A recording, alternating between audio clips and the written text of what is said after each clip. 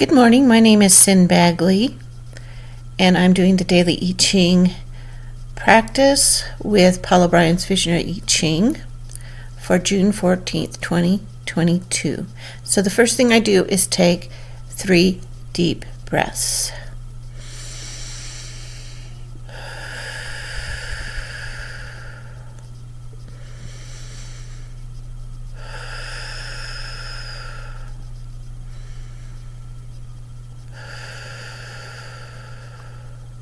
Now I cast the coins 6 times.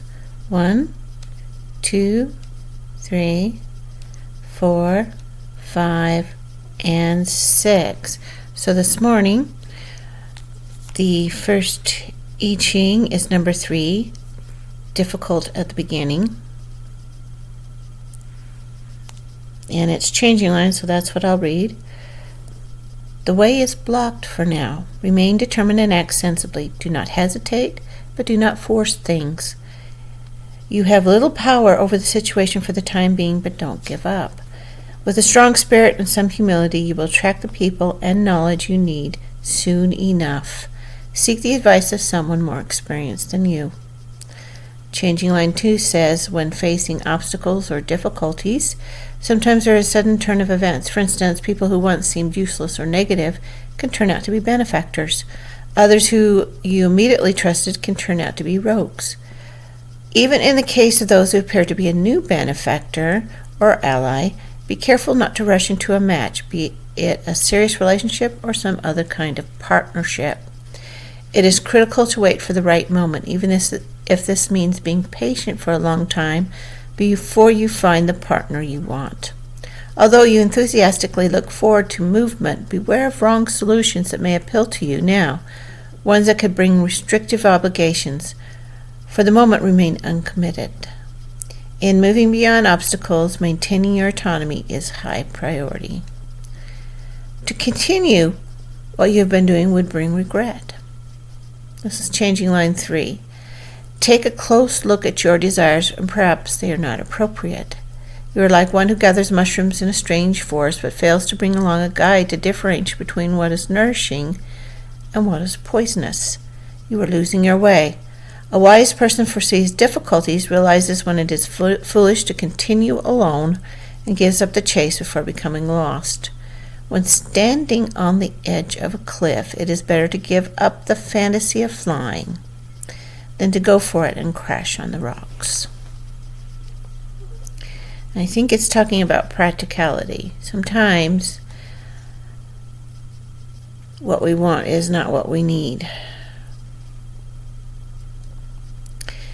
And even though it's difficult at the beginning, and it warns us to be cautious this morning, the future, or what this will turn into, is number 48, which is called the well. And this is a very good card.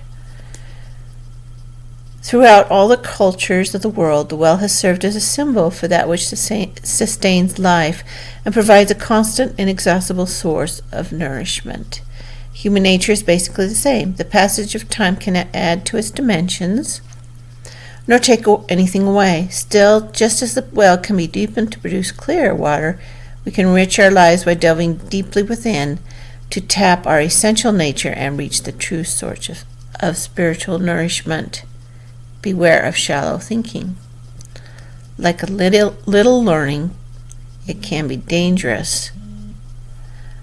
The image of the well suggests that going further within produces greater clarity. Be patient, and you will penetrate your problems and your own nature as deeply as you can. Self-development is key to reaching down to tap the clear water. If you do not lower your bucket into the depths, you're likely to come up empty. Remember, when greater depth is sought, lessening the speed of normal operations may be required. A shallow carelessness in the process of meeting deeper needs can be self-defeating or even dangerous.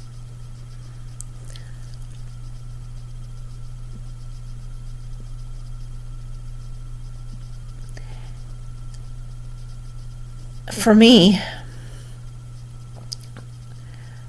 I use the well or even the water as a meditation device because it brings me closer to my emotions and I can understand why I'm feeling and why I'm feeling it. And sometimes, or I've learned a very, let's say, strong lesson in this lifetime, that